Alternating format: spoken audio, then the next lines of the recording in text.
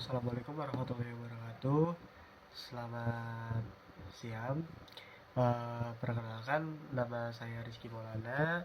Saya mewakili kelompok 6 akan membuka presentasi kami yang berjudul Data Penjualan Toko Elektronik Online. Adapun beberapa anggota kami, diantaranya saya sendiri, Rizky Maulana, lalu ada Rizky Anna Maulana, ada Sabrina Nur Septiana, Siti Gading Hutami, Silim Marsya Rahayu, Sundaya, Syifa Nuraini Wijaya, Wahyu Hadi Sodikin, dan yang terakhir Yusri Lina Wasasi. Dalam presentasi ini, kami akan menjelaskan bagaimana struktur database toko kami dibangun, serta mengungkap wawasan penting dari data pelanggan dan produk. Harapannya, informasi yang kami sajikan dapat memberikan gambaran yang jelas mengenai peran data dalam mendukung pengambilan keputusan bisnis yang lebih strategis. Oke, mari kita mulai presentasinya.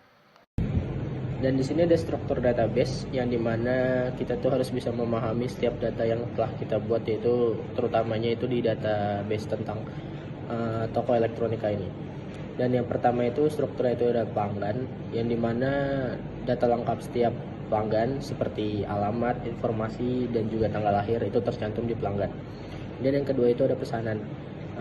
Pesanan ini berisi informasi detail setiap transaksi pembeli yang dilakukan oleh pelanggan. Dan yang ketiga itu ada pembayaran, catatan mode dan tanggal itu tercantum dalam pembayaran untuk setiap pesanan. Jadi di situ ada di detail pembayaran untuk pembayaran. Dan yang keempat itu ada produk, yang dimana katalog produk ini diciptakan dengan detail seperti nama, merek, jenis, harga, dan juga deskripsi. Yang kelima itu ada detail pesanan, yang dimana detail pesanan ini sebuah rincian yang dimana merekap tentang setiap pesanan yang ada, termasuk kuantitas dan total harga pesanan. Dan yang terakhir itu ada pengiriman, data pengiriman pesanan itu, yang dimana semua terekap atau terstruktur. Setiap pembelian dan juga pesanan yang dilakukan oleh pelanggan akan tercetak di pengiriman seperti itu. Oke, baik. Di sini saya akan menjelaskan pada slide ini yang berjudul Insight Penjualan atau produk terlaris. Jadi tujuan utama dari slide ini adalah memberikan gambaran mengenai produk-produk yang paling diminati oleh pelanggan berdasarkan data penjualan dalam periode tertentu. Kami juga sudah melakukan analisis data internal untuk mengetahui produk apa saja sih sebenarnya yang paling banyak diminati sama para pelanggan. Lalu dari data yang kami kumpulkan itu terdapat 5 produk utama yang menjadi favorit pelanggan. Untuk produk yang menempati urutan pertama itu adalah headphone wireless. Jadi pada zaman sekarang ini memang banyak sekali konsumen yang mencari perangkat audio tanpa kabel. Itu biasanya mereka bakal gunain itu untuk menemani saat hiburan atau kerja, bahkan saat olahraga juga sama. Apalagi di zaman sekarang ini banyak sekali Gen Z yang lagi tren-trennya olahraga atau jogging. Nah itu biasanya memang sambil dengerin musik ya enaknya, dan yang karena gak mau ribet, jadi mereka tuh pilih headphone wireless yang gak ada kabelnya. Dan alasan utama tingginya permintaan terhadap produk ini juga memang karena kenyamanan sama kemudahan penggunaan. Lalu di posisi yang kedua itu ada smartphone Galaxy A14. Smartphone ini menjadi pilihan favorit karena menghadirkan fitur-fitur yang mumpuni dengan harga yang tentunya terjangkau. Banyak pelanggan memilih produk ini sebagai upgrade dari ponsel yang sebelumnya biasanya. Biasanya tuh mereka yang memilih handphone yang fitur-fitur yang mumpuni dan harga terjangkau itu untuk zaman sekarang itu yang lagi banyak sekali belajar dari rumah atau work from home juga. Jadi kayak ini tuh smartphone Galaxy A14 itu menjadi pilihan yang sangat tepat gitu. Lalu di Urutan ketiga itu adalah AC split yang 1 PK.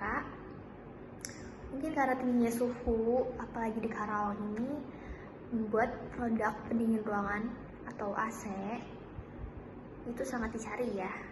Mungkin kayaknya kalau setengah PK itu kurang, jadi lebih pasnya banget itu dengan kapasitas yang 1 PK. Itu cocok untuk penggunaan di kamar atau ruangan kecil hingga menengah, sehingga menjadi pilihan yang sangat ideal untuk konsumen. Lalu selanjutnya di yang keempat, urutan keempat itu adalah monitor LED 24 inch. Karena sekarang yang lagi tren banget ya kerja jarak jauh atau WFH atau work from home, dan biasanya juga banyak juga zaman sekarang yang sekolah online gitu atau belajar daring, yang menyebabkan meningkatnya kebutuhan terhadap perangkat monitor. Nah, jadi LED 24 inch itu benar-benar sangat ukuran yang pas gitu, dan harganya juga memang kompetitif ya. Jadi kan salah satu produk yang terus naik dalam angka penjualan di toko online kami. Lalu di urutan yang terakhir itu adalah speaker Bluetooth. Produk ini sangat digemari, biasanya itu untuk hiburan ya. Biasanya kalau speaker Bluetooth itu baik di rumah maupun saat bepergian. Kayak mungkin karena desainnya yang ringkas, terus selalu konektivitasnya juga mudah, mau disambungin pakai laptop atau pakai HP pun bisa, dan kualitas suara juga yang jernih, membuat speaker Bluetooth tetap konsisten, menjadi salah satu produk yang favorit di kalangan konsumen. Oke, di sini juga saya mau menjelaskan kenapa insight penjualan itu penting, itu agar memberikan informasi. Ini tuh kita tuh adanya insight produk itu bukan cuman menunjukkan produk mana yang populer, tapi juga memberikan arah yang jelas bagi toko online kita, yaitu untuk menyusun strategi pemasaran, mengelola stok dan inventaris, menentukan promosi yang relevan, dan mengidentifikasi peluang upselling dan cross-sellingnya. Dengan memahami apa yang paling dicari oleh pelanggan, jadi kami bisa lebih tepat sasaran dalam menyediakan produk serta memberikan pengalaman yang lebih baik di toko elektronik online. Oke, jadi demikian pemaparan untuk slide ini. Untuk slide selanjutnya akan dilanjutkan oleh teman saya. Terima kasih. Assalamualaikum warahmatullahi wabarakatuh. Saya Sundaya akan melanjutkan pemaparan materi tentang insight pelanggan atau pelanggan aktif. Siapa pelanggan paling loyal untuk kami? Kami memfokuskan perhatian pada pelanggan yang telah melakukan lebih dari 3 transaksi, karena mereka adalah aset berharga yang menunjukkan loyalitas dan kepercayaan terhadap toko kami. Memahami perilaku mereka membantu kami mengembangkan program referensi yang lebih baik. Berikut ini ada 4 pelanggan yang loyal terhadap kami yang melakukan lebih dari 3 transaksi. Yang pertama ada Andi Nugroho yang memiliki banyak sekali transaksi. Yang kedua Rina Kartika, juga sering berbelanja. Yang ketiga Rizky Ramadan, termasuk dalam pelanggan setia. Yang keempat adalah Siti Nurhaliza, pelanggan dengan frekuensi pembelian tertinggi. Di sini ada beberapa kategori dari yang terendah hingga terlaris. Yang terlaris itu ada di smartphone, dan yang paling rendah itu ada di peralatan dapur. Ada beberapa jenis kategori di sini seperti aksesoris, audio, jaringan, kamera, keamanan, laptop, monitor, pendingin ruangan, penyimpanan, peralatan dapur, peralatan rumah tangga, printer, smartphone, tablet, televisi, dan wearable.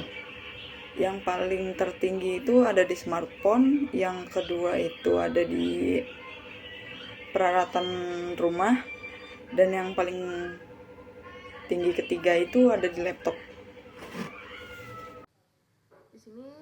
saya akan menjelaskan detail transaksi lengkap, bagaimana sistem kami bisa melacak setiap transaksi secara lengkap. Jadi ada satu pembelian dari pelanggan, misalnya Sundaya membeli smartphone, data itu nggak cuma dicatat di satu tempat aja, tetapi tersebar di beberapa tabel yang saling terhubung. Pertama, kita lihat dari tabel pelanggan. Di situ kita tahu siapa yang membeli, misalnya nama dan kontak Sundaya. Lalu dari tabel pesanan, kita bisa lihat ID transaksinya dan kapan pembelian dilakukan. Dari sana, data mengarah ke tabel detail pemesanan yang mengajukan barang apa aja yang dibeli, beberapa banyak jumlahnya, dan berapa total harganya. Dan selanjutnya kita hubungkan dari tabel produk untuk tahu lebih detail tentang barangnya seperti merek, jenis, dan harga satuan. Terus kita juga bisa melihat metode pembayaran lewat tabel pembayaran. Misalnya pakai transfer bank atau e-wallet. Terakhir juga tahu status dan rinci pengiriman. Kita lihat ke tabel pengiriman. Di situ ada nomor resi kurir yang dipakai dan alamat pengiriman. Dengan semua data ini yang terhubung, kita bisa tahu nama lengkap, siapa beli apa, kapan, berapa banyak, bayar pakai apa, dan dikirim kemana. Ini penting untuk laporan pengecekan jika ada komplain atau sekedar melacak performa toko secara real time. Dan contoh untuk kasus nyatanya tuh seperti kayak Sundaya melakukan pesanan pada tanggal 1 Juli 2025. Dia membeli unit smartphone Galaxy seharga 2.500 per unit. Pembayaran dilakukan via transfer bank dan pemesanan dikirim lewat JNE, dan nomor resi JNE-nya JNE strip 8783 semisalnya. Dan semua data ini terekam di sistem dan bisa ditampilkan dalam laporan atau dashboard secara otomatis, praktis, dan akurat. Begitu untuk penjelasannya. Baik, melanjutkan ke berikutnya yaitu penjualan produk di atas rata-rata. Di sini kami mengidentifikasi performa produk unggulan melalui satu yaitu pendekatan subquery, di mana kami menggunakan teknik subquery untuk membandingkan penjualan setiap produk dengan rata-rata penjualan semua produk. Ini memungkinkan kami untuk secara dinamis mengidentifikasi produk yang berkinerja luar biasa. Selanjutnya ada produk yang menonjol, di mana produk-produk yang total penjualannya secara signifikan lebih tinggi dari rata-rata toko kami. Contohnya adalah smartphone Galaxy A14 dan iPhone 13 Pro yang terlihat menonjol dalam volume penjualan dan mengungguli kompetitor mereka. Jadi pada slide yang terakhir ini merupakan kesimpulan sekaligus rekomendasi strategis untuk meningkatkan efektivitas penjualan di toko elektronik online. Berdasarkan analisis dari data penjualan yang telah dilakukan, berikut adalah beberapa rekomendasi utama yang disarankan untuk diterapkan ke depannya. Yang pertama itu fokuskan promosi pada produk-produk yang terlaris. Karena produk ini sudah terbukti diminati, maka strategi promosi yang lebih agresif dapat dimanfaatkan untuk mendorong penjualan lebih tinggi dan menangkap momentum pasar yang sedang terbentuk. Lalu yang kedua, kembangkan program loyalitas yang menarik. Nah, program ini ditunjukkan untuk pelanggan yang aktif dan sering berbelanja dengan tujuan meningkatkan retensi pelanggan. Lalu loyalitas yang terbangun akan menciptakan hubungan jangka panjang juga antara pelanggan dan platform kami. 3. Itu melakukan analisis lanjutan terhadap kategori produk dengan penjualan rendah. Langkah ini sangat penting juga untuk mengidentifikasi atau penyebab hambatannya, seperti apakah dari sisi harga, promosi, stok, atau mungkin kurangnya awareness. Selain itu juga membuka peluang untuk repositioning atau perbaikan penawaran. Nah, pada bagian tujuan berikutnya itu kami kami juga telah merumuskan beberapa tujuan strategis yang ingin kami capai dalam waktu dekat berdasarkan hasil temuan dan evaluasi. Yang pertama itu meningkatkan kepuasan pelanggan. Ini dapat dicapai dengan memberikan pengalaman belanja yang lebih nyaman, cepat dan responsif baik dari sisi antar muka, toko online maupun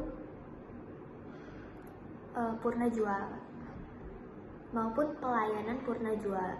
Yang kedua itu mengoptimalkan inventaris. Tentunya dengan memahami pola permintaan pelanggan, kami dapat mengelola stok lebih efisien sehingga mampu menekan biaya penyimpanan yang tidak perlu. Dan yang terakhir itu mengembangkan strategi pemasaran lebih tepat sasaran dengan memanfaatkan insight dari data pelanggan. Kampanye pemasaran bisa menjadi lebih relevan dan personal sehingga hasilnya juga akan lebih optimal. Jadi kesimpulan dari analisis ini bukan hanya untuk melihat produk yang paling laris, tetapi juga untuk membentuk langkah konkret untuk kedepannya. Dengan pendekatan berbasis data, kami yakin bahwa strategi yang kami bangun akan lebih terarah, efisien, dan memberikan dampak positif terhadap pertumbuhan penjualan serta kepuasan pelanggan. Oke, demikianlah presentasi dari kami kelompok 6 mengenai data penjualan toko elektronik online. Kami berharap materi yang telah disampaikan dapat memberikan pemahaman yang lebih dalam tentang pentingnya pengelolaan database dalam mendukung strategi penjualan dan analisis bisnis. Terima kasih atas perhatian dan waktunya. Jika ada pertanyaan, kami dengan senang hati akan menjawab. Wassalamualaikum warahmatullahi wabarakatuh.